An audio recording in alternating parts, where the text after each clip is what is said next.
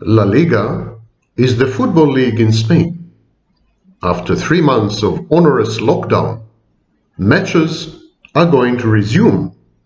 And for the benefit of those watching these matches online via streaming services, the league is going to add computer-generated spectators to the screen. And now finally, every Spaniard, or at least every football fan in Spain, is going to fully grasp and profoundly understand and comprehend the narcissist's inner experience. This is precisely how the narcissist feels. It's a perfect metaphor.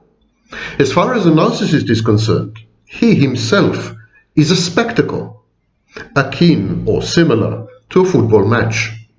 Everyone around on the bleachers is watching him. He is the center of attention. There's an audience. There's always an audience, even when the narcissist is alone. And this audience, human beings, they are not perceived by the narcissist as flesh and blood. He perceives them as computer-generated spectators. Everyone around the narcissist is a figment of his own imagination, of his mind. It's a piece of fiction. It's a cardboard cutout. It's a function. It's an extension. The narcissist streams the world, streams his life, and being watched, admired, adulated, observed, and spectated by numerous people, none of whom is real to him. I just thought I'd alert you to this metaphor. But today's topic is completely different. I'm going to teach you a simple trick to tell a narcissist from a psychopath in 10 seconds. You talk to someone, you want to know if he's a narcissist or a psychopath, you need to ask only 1 or 2 questions and you have your answer. But before we go there, I owe you something. In the last video, I've been informed I forgot to add the introduction. My name is Sam Vaknin, and I'm the author of Malignant Self-Love, Narcissism Revisited. Now this one is for the previous video. And now for this video. My name is Sam Vaknin, and I'm the author of Malignant Self-Love, Narcissism Revisited. I hope you noticed the similarities. And now let's get to the topic. How to tell a narcissist apart from a psychopath. There's a very simple rule of thumb, heuristic. The narcissist maintains one island of stability in his life, while all the other dimensions of his existence are a chaotic maelstrom, a total mess. Now, this island of stability could be anything. The narcissist remains married to the same woman for decades, even as he dizzyingly switches between careers or workplaces.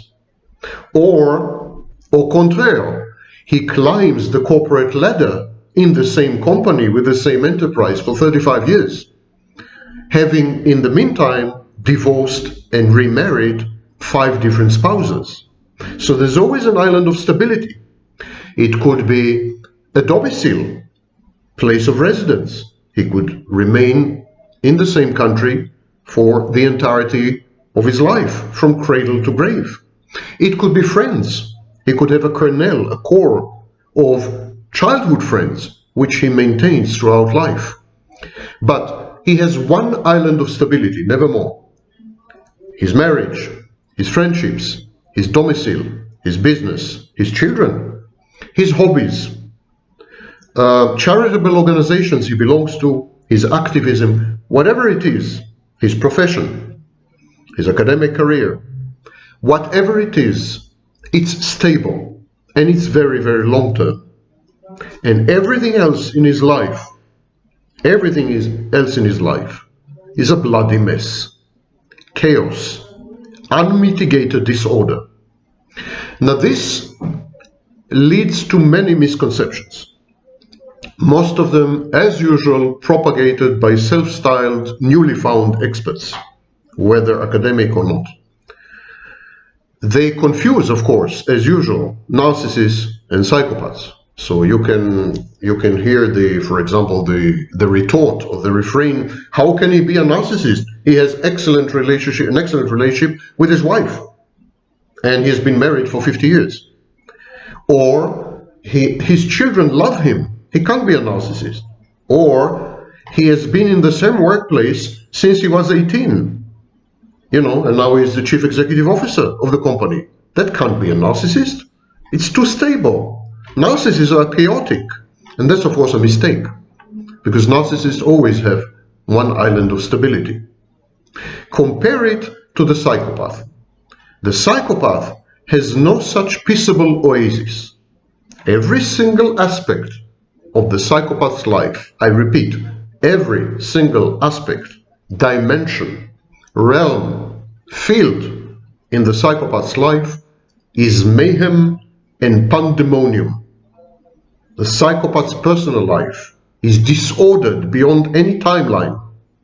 His kaleidoscopic range of vocations, his myriad on and on friendships, his antisocial or defiant pursuits, his numerous domiciles, hobbies, marriages, children in and out of wedlock,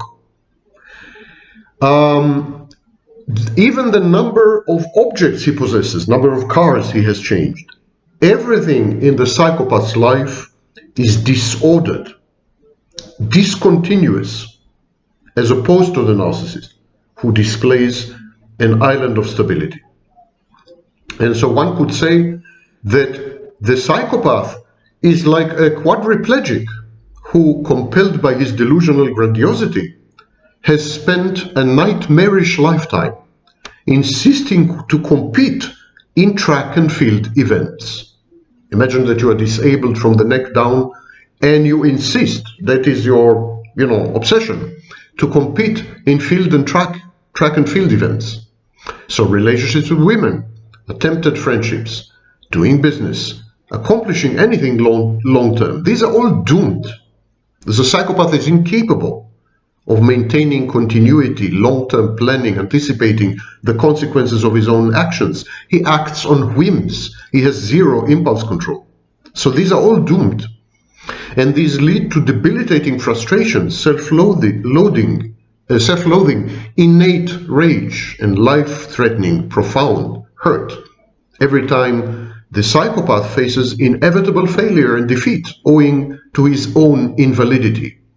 Every time he is cheated on, every time he is rebuffed, every instance of confronting the ruins of his enterprises, his initiatives, his broken dreams, and so on and so forth. Now, this is particularly true of the Cleckley psychopath. You remember last video I made a distinction between the Hare psychopath, or the primary psychopath, and the Cleckley psychopath. Some psychopaths are capable of empathy and emotion. They are known emotions. They are known as secondary psychopaths. And these are the psychopaths whose lives are utterly disordered. Female secondary psychopaths are probably what we call today borderlines. Primary psychopaths are much more goal-oriented. And some of them are career-oriented. So about 3 to 5% of chief executive officers of Fortune 500 companies have been diagnosed as psychopaths by the team of Hare and Babyak. It's an example. While secondary psychopaths would tend to end up in prison, for example, they're overrepresented among prisoners, primary psychopaths would tend to become pillars of the community or to reach the top of their profession. So there's a distinction between primary and secondary psychopaths. And there is a big debate, what is the majority?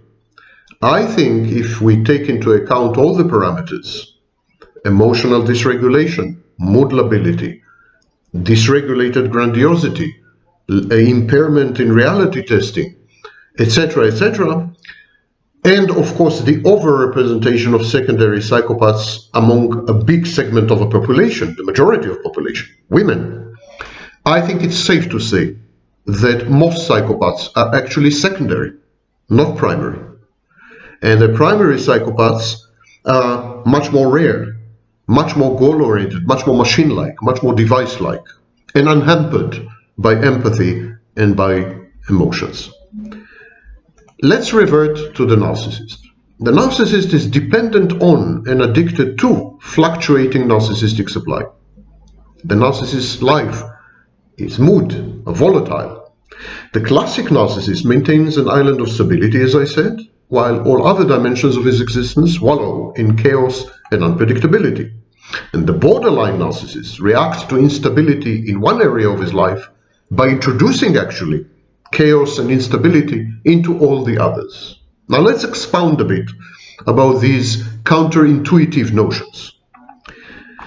First of all, we need to debunk yet another myth which is propagated online by academics who discovered yesterday that they're experts on narcissism because there's a lot of money in the field, and by victims who decided that they are experts on narcissism because they were married to a narcissist for a while. So let's ignore these characters and their misinformation, and let's look at academic literature, scholarly literature, written and compiled by real experts who are never to be found on YouTube. So, is the narcissist characterized by simultaneous instabilities in all the important aspects of his life? And the answer is that the narcissist is a person who derives his ego and his ego functions from other people's reactions to an image that he invents and that he projects. By now, all of you know this, and this image is called the false self. The false self is a contraption. It's a mechanism to extract narcissistic supply from other people. And since no absolute control of the quantity and quality of narcissistic supply is possible, narcissistic supply fluctuates.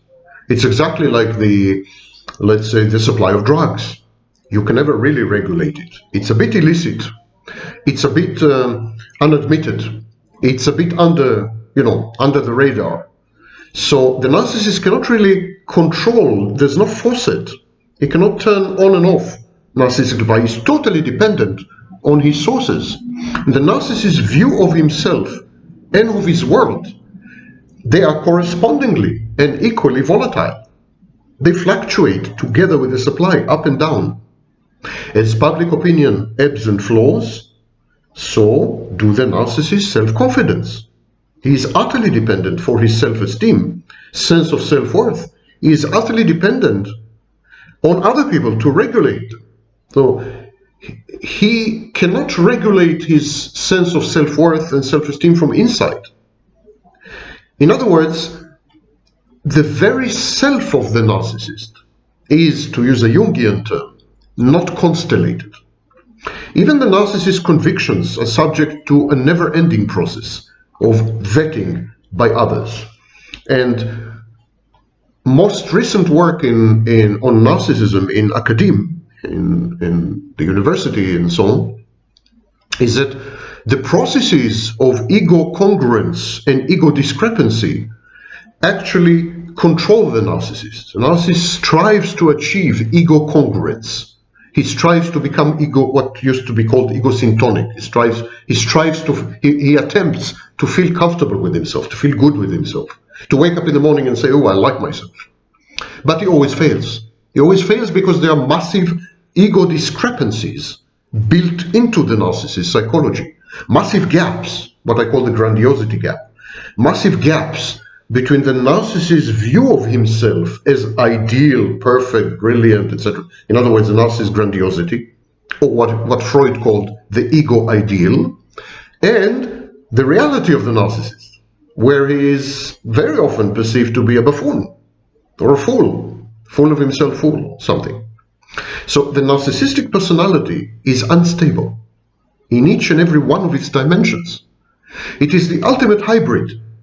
It's rigidly amorphous, devoutly flexible, reliant for its sustenance on the opinion of people. And the worst thing is the narcissist devalues these people. He considers himself superior to the very sources, to the very people who regulate his internal environment. He is crucially dependent on people. in order to feel alive, to feel good with himself, to function. He's crucially dependent on people, but he hates them. He hates them, he detests them, he holds them in contempt. And this is a dissonance that the narcissist can never resolve. And a large part of this instability is subsumed under the narcissist's emotional involvement prevention measures. These are a set of behaviors and traits and psychodynamics that prevent the narcissist from getting emotionally involved with anyone or anything. The narcissist is like a tourist, like a computer-generated spectator, if you wish. He is watching the movie of his life. He is both the actor and the director, but you know, it's a movie. And he knows it's a movie. The narcissist's lability is so ubiquitous, so dominant, that it might as well be described as the only stable feature of the narcissist personality. In other words, if we want to be a bit cute, we could say that the narcissist's only stable feature is his instability. His only predictable facet is his unpredictability. But we will come to a caveat, the caveat that we mentioned before. The narcissist does everything with one goal in mind: to attract, to obtain, to secure a constant flow of narcissistic supply. Narcissistic supply is essentially attention. It could be positive attention, admiration, adulation, applause, affirmation. It could be negative attention. To be feared is much better than to be ignored. And an example of this kind of behavior, the narcissist may study a given subject diligently, in great depth, in order to impress people later with this newly acquired erudition. But having served its purpose, the narcissist lets this knowledge that he had acquired with great effort and labor and toil, he lets this knowledge evaporate.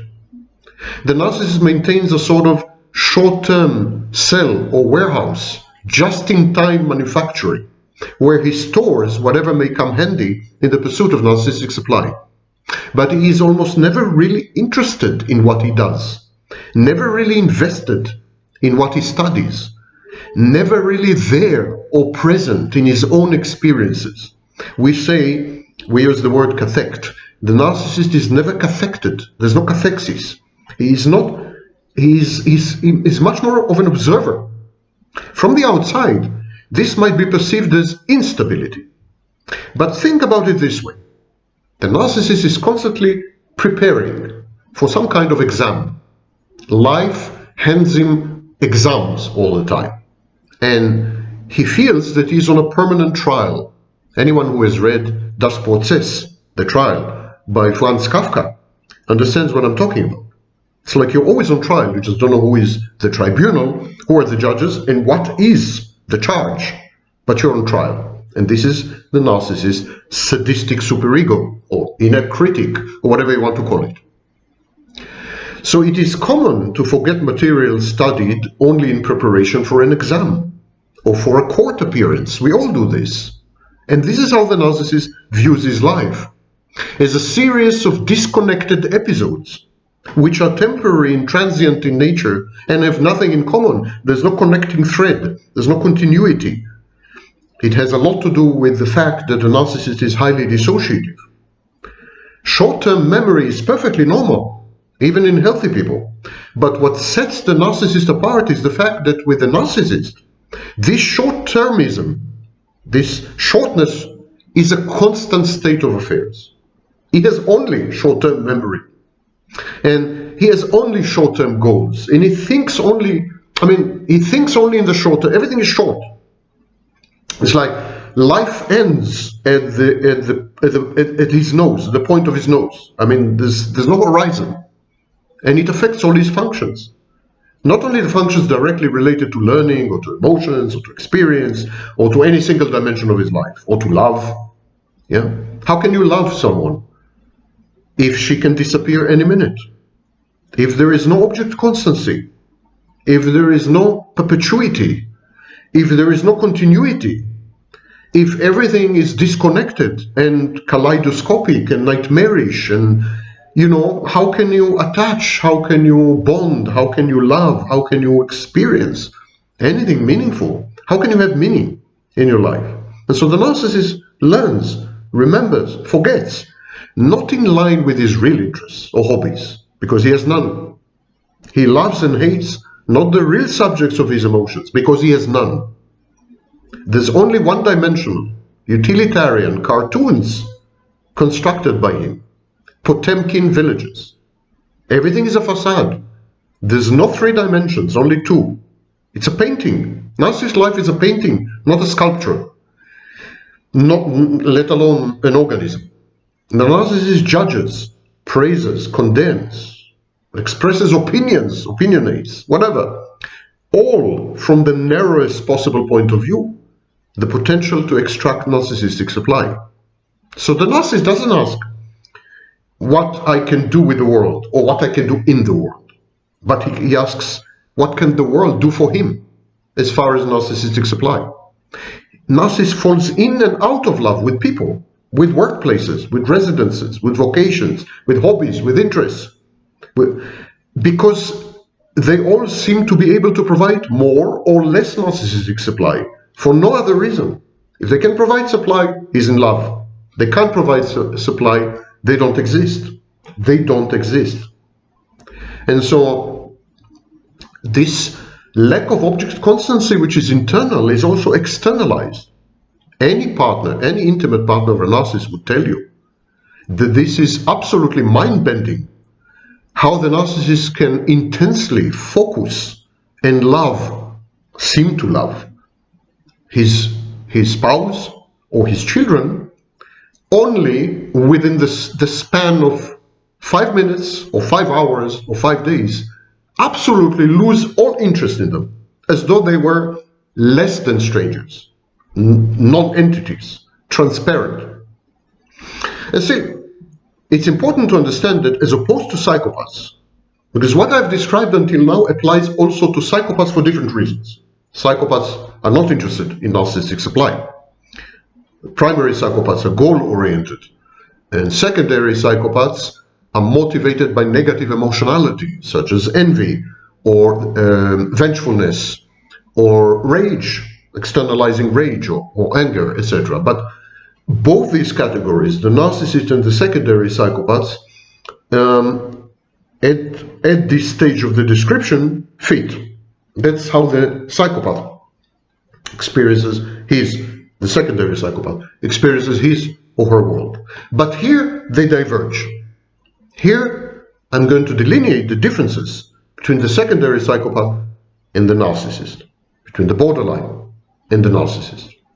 Narcissists, as opposed to psychopaths, belong to 2 broad categories: the compensatory stability and the enhancing stability types.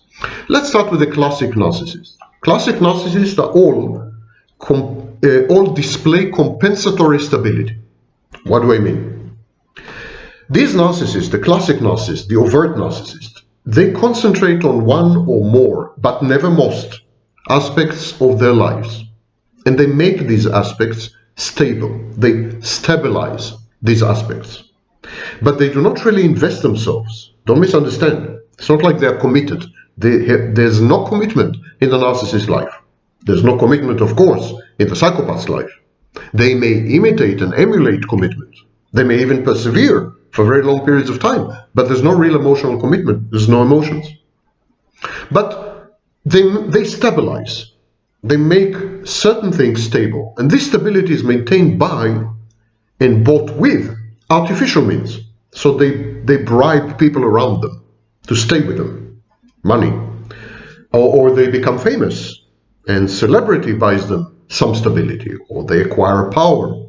And then, of course, they have a coterie of sycophants and so on and around them. Celebrity has fans. Or they pursue thrills, or they use fear to intimidate people and to deter them. So, whatever the means are, the end result is that the narcissist creates stable islands, stable ambience, stable environments. Not so the psychopath, by the way, only the narcissist. And these classic narcissists also believe that their oft demonstrated uniqueness and superiority guarantee the unwavering loyalty and longevity of their sources of supply. A typical example is a narcissist who changes numerous workplaces, switches between workplaces all the time. He has a few careers, myriad hobbies, value systems. He is a Marxist one year, the next year is a liberal, the next year is a conservative. I mean, President of the United States comes to mind. He changes faiths. I don't know, he converts to Islam. At the same time, this narcissist maintains, preserves a relationship with a single woman and even remains faithful to her. It's another myth online that narcissists are necessarily adulterous, that they necessarily cheat. If the island of stability is the woman, the spouse, the intimate partner, cheating is actually very rare, owing to abandonment anxiety. He's his island of stability. And to fulfill this role, she just needs to be there for him, physically, not to abandon him, within the shared fantasy. I encourage you to watch my previous videos where I describe the whole process of shared fantasy, mothering, and so on and so forth. The narcissist is dependent upon his woman to maintain the stability which he lacks in all other areas of his life. And so he uses his spouse or intimate partner, in this example, to compensate for the instability, for example, in his career. Or he can use his career to compensate for the instability in his private life. This happens a lot with policemen, for example, cops. Cops have this. Their career is pretty stable, but their marriages disintegrate. Same with medical doctors. And yet emotional closeness is bound to threaten the narcissist. And so he's unlikely, is actually likely to distance himself from the intimate partner, to remain a kind of detached and indifferent to most of her basic needs. And in some cases, the narcissist realizes this. And in order to not lose this island of stability, he makes arrangements which allow his intimate partner to outsource her sexual and emotional needs from other men, from other people. So we have open relationships, polyamory, open marriages. They have increased dramatically over the past 2 decades. Today, for example, 3.5% of all household arrangements are open marriages, where the partners are allowed to seek other sex partners. So, is this a coincidence that the rise in such arrangements, the rise in the number and frequency and incidence and prevalence of such arrangements, went hand in hand with the rise in incidence and prevalence of narcissism? I don't think it's a coincidence. I think as narcissists grew up, because narcissism erupted and exploded with the baby boomers, as they aged and so on, arrangements such as open relationships and open marriages became much more common. At any rate, there's always a stable island, and surrounded by a vertigo, by a vortex, by a maelstrom, by a storm, perfect storm, in all other fields of life. And despite this cruel emotional treatment of the narcissist, he considers for example, with the intimate partner, he considers her to be a point of exit, a form of sustenance, exit strategy, a fountain of empowerment. And this mismatch between what he wishes to receive and what he is able to give, the narcissist prefers to deny, repress, and bury deep in his unconscious. And by the way, this is why a narcissist is always shocked and devastated to learn of his wife's estrangement, infidelity, or intentions to divorce him. He is possessed of no emotional depth. He is completely one-track minded. He cannot fathom the needs of others. He cannot empathize. Even when he does make arrangements to allow his intimate partner to cater to his needs outside the dyad, he still doesn't really grasp it emotionally. It's more like a business or transactional thing. And of course, I'm focusing on this type of island of stability, but the workplace could be an island of stability. The country could be an island of stability. A political party could be an island of stability, the church, charitable organization, one's siblings, one's children, one's parents, whatever it is. And when I mentioned the workplace, this may be even more common. It's the career narcissist. Most narcissists actually marry, divorce, and remarry with dizzying speed. Everything in the narcissist's life is in constant flux. Friends, emotions, judgments, values, beliefs, places of residence, affiliations, hobbies. When it's taken to extreme, for example, in borderline, in secondary psychopaths, this is known as identity diffusion. There's no clear core of identity. But in the case of the career narcissist, the only thing that is stable, predictable, is his work. His career, his work, his workplace, his career path, his professional horizon, his commitment to his profession, his erudition, the depth of his knowledge, skills acquired, all these they comprise an island of compensating stability in his otherwise mercurial existence. And this kind of narcissist is dogged by unmitigated ambition and devotion. He's absolutely compulsive and obsessive. He perseveres in one workplace or one job patiently, persistently. He blindly climbs up the corporate ladder and he treads the career path. He would also tend to be callous and relentless and in this sense a bit psychopathic. And he would, hurt other people on the way to the top. In his pursuit of job fulfillment and achievements, this kind of narcissist is ruthless, unscrupulous, very often successful. It's an open question whether what Babiak and Hare and others identify, Martha Stout, others identify as a primary psychopath, is not actually a narcissist who is a career narcissist, a goal-oriented narcissist.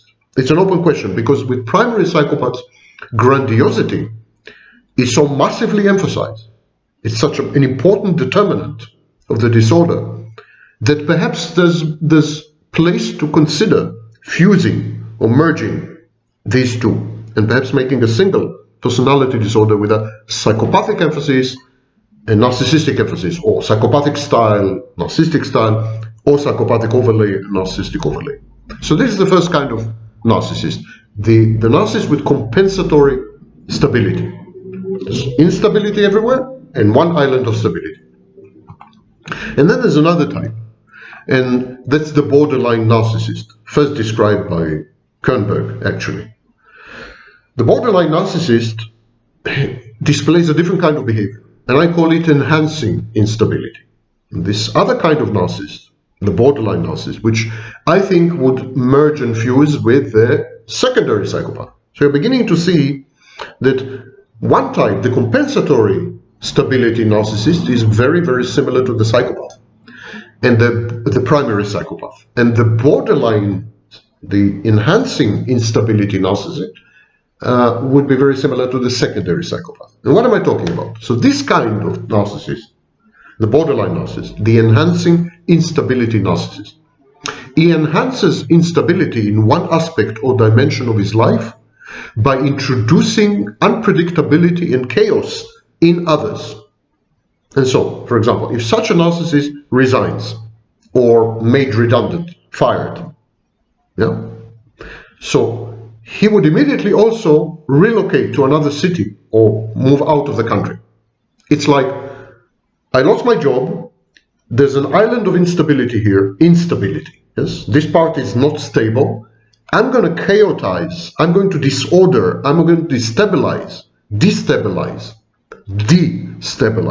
all other dimensions of my life. I lost my job, I'm going to divorce my wife, and I'm going to move out of the country or to another state. Or I divorce my wife, I'm going to leave my position with the company, I'm going to go fishing for 2 years or to a monastery in Tibet. So when there is when they experience instability in one dimension or realm or field or area of their lives, it has a ripple effect, and they initiate instability in other parts of their lives. And this added instability gives this type of narcissist the feeling that all the dimensions of his life are changing simultaneously, that he's being unshackled, free spirit, that the transformation is in progress, and, most importantly, that he's in control of this transformation. It's of course an illusion. Those who know their narcissist no longer trust his frequent conversions, decisions, crises, transformations, developments, and periods, his schemes, his plans, he's a bit manic at this stage. Most people see through the pretensions of such a narcissist, his protestations, his solemn declarations. They see into the core of his instability. They know that he is not to be relied upon. They know that with narcissists, transience is the only permanence. But enhancing instability in narcissists, which are essentially borderline because they have dysregulated emotions, they have mood lability, they have lack of impulse control, they're very frequently defiant, so they're like secondary psychopaths. They say if change, then total change. If one thing changes, I want everything to change. And these narcissists hate routine. They hate the pedestrian. They hate the mundane. They hate the repetitive. When a narcissist like this finds himself doing the same things over and over again, he gets bored and depressed. He has a low boredom threshold, which is also typical of psychopaths. This kind of narcissist oversleeps, overeats, overdrinks, in general engages in addictive, impulsive, reckless and compulsive behaviors. And this is his way of reintroducing risk, thrills and excitement into what he emotionally perceives to be a barren life. He seeks adventures. The problem is that even the most exciting and varied existence becomes routine after a while. Living in the same country, in the same apartment, social distancing, living in the same apartment, meeting the same people, doing essentially the same things, even if the content changes, sleeping with the same person. All these qualify in the eye of a narcissist as incarceration, stultifying rot, something that drags him down, that shackles him, that prevents him from expressing himself, constricts his life. He hates constriction, he hates restrictions, he hates constraints, he hates rules, he hates all these things. And he feels entitled. He feels it is his right, due to his intellectual, physical superiority, or you name it. He has the right to lead a thrilling, rewarding, kaleidoscopic life. He wants to force life itself, or at least people in his life, to yield to his wishes and his needs. And supreme among these needs is stimulation, variety, diversity. So these are kind of narcissists who are likely to cheat on their wives or husbands just because it's fun, just because they want to taste something else, something new, just because of the variety. Even if the relationship is wonderful, and the sex in the relationship, in the primary relationship, is wonderful. Even if the wife has the most amazing sex with the husband, still most amazing sex with the husband, and love flourishes there, and he adores her, she would still sleep with other men. She would sleep with other men just to taste, to sample the menu. And this rejection of habit is part of a larger pattern of aggressive entitlement. The narcissist this kind of narcissist, the borderline narcissist, feels that the very existence of a sublime intellect or a gorgeous body, such as his or hers, they warrant concessions. They warrant allowances by others. And so a woman would tend to be histrionic, hyper-emotional and seductive. And a man would tend to be grandiose and cerebral in some cases.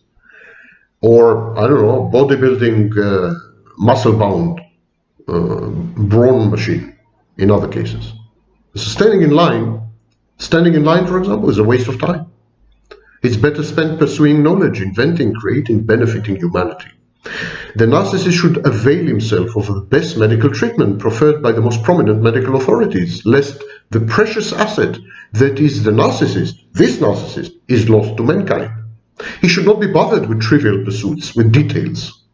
Details are lowly functions, and lowly functions are best assigned to the less gifted, to the inferior sheeple. The devil is in paying precious attention to detail. Entitlement is sometimes justified. if you're a Picasso or an Einstein. But few narcissists are a Picasso or an Einstein. Most narcissists' achievements are grotesquely incommensurate with their overwhelming sense of entitlement and with their grandiose self-image. And of course, this overpowering sense of superiority often serves to mask and compensate for a cancerous complex of inferiority. Moreover, the narcissist infects others. He's contagious. He infects others with his projected grandiosity. And their feedback constitutes the edifice on which he constructs his self-esteem. This narcissist regulates his sense of self-worth by rigidly insisting that he is above the madding crowd, while deriving his narcissistic supply from the very madding crowd, from the very people he holds in deep contempt, as I said before. And so, this abhorrence of the predictable has to do with emotional involvement prevention measures that I mentioned before. Despising routine, avoiding the day-to-day, the quotidien. It's one of these mechanisms. If you avoid routine, if you avoid the repetitive and the rote, you're avoiding life. This is life. Life is made of these things, of rituals.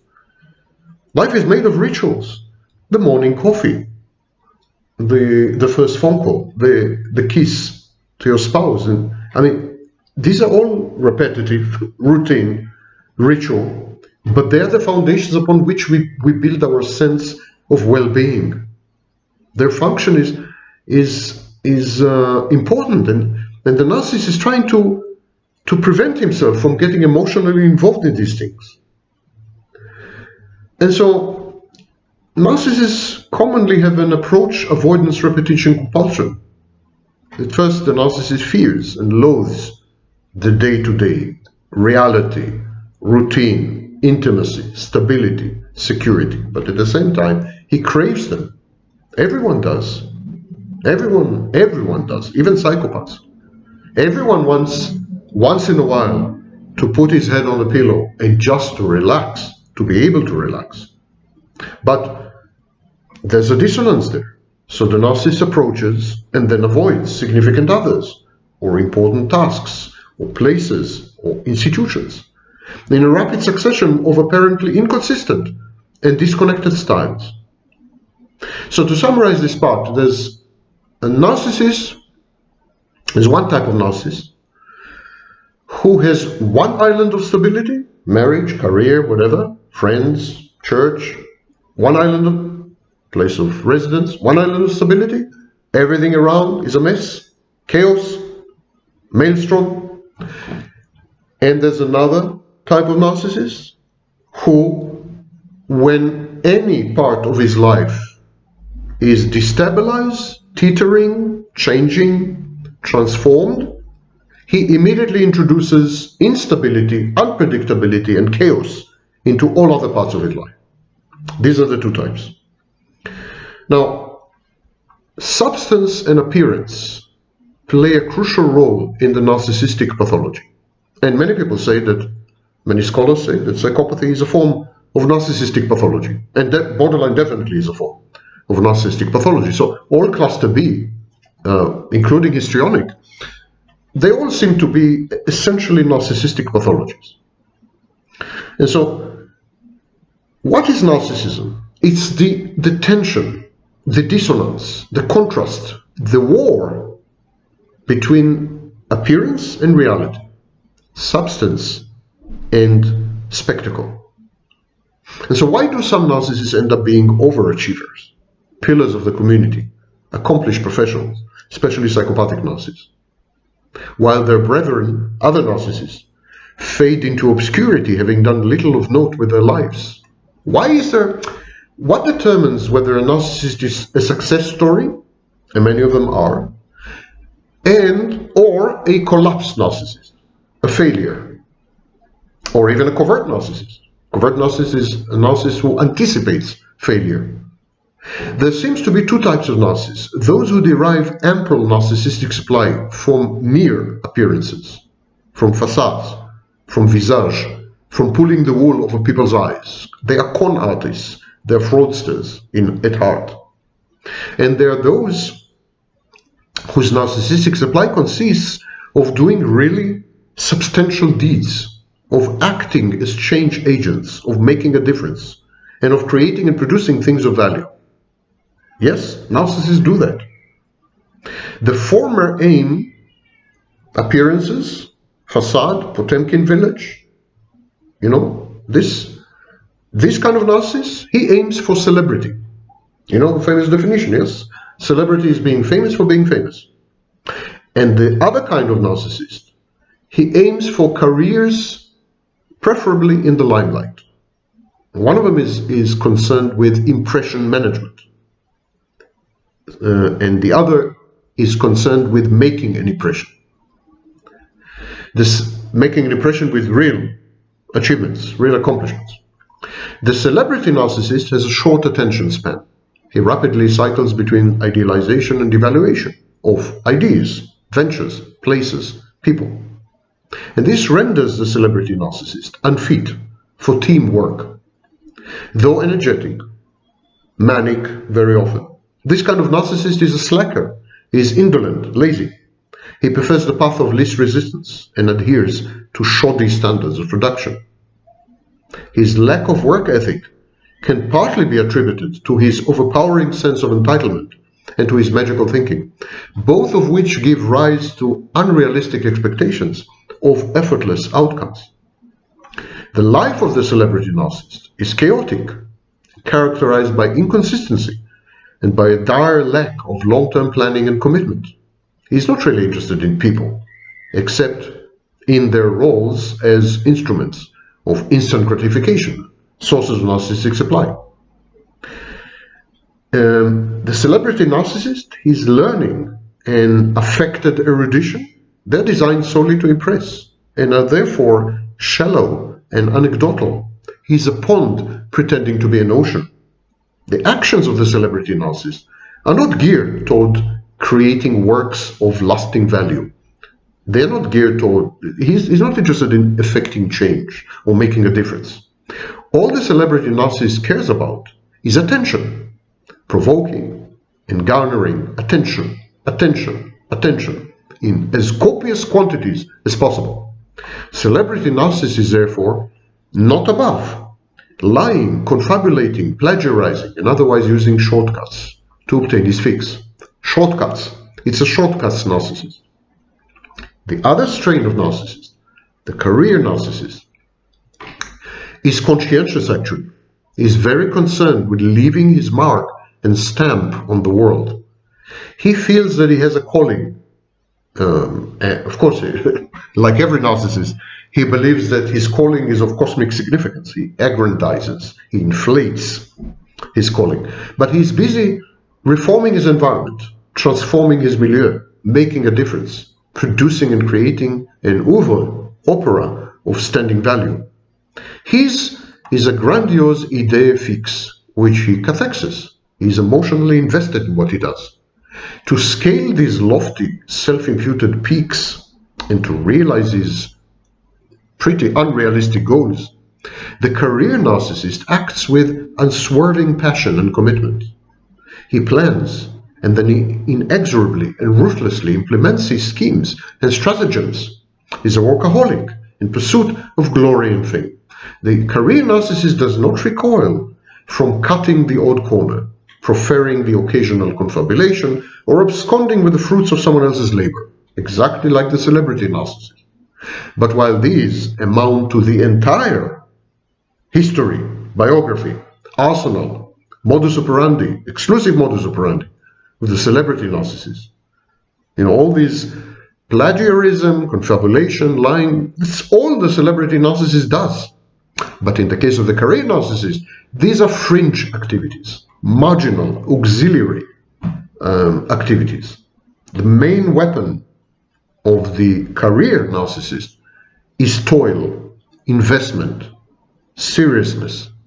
The career narcissist is a natural-born leader. When he is not a guru at the center of a cult, he operates as first among equals in a team. And this is where the difference between the celebrity narcissist and the career narcissist, these differences are most pronounced. The career narcissist is pro-social.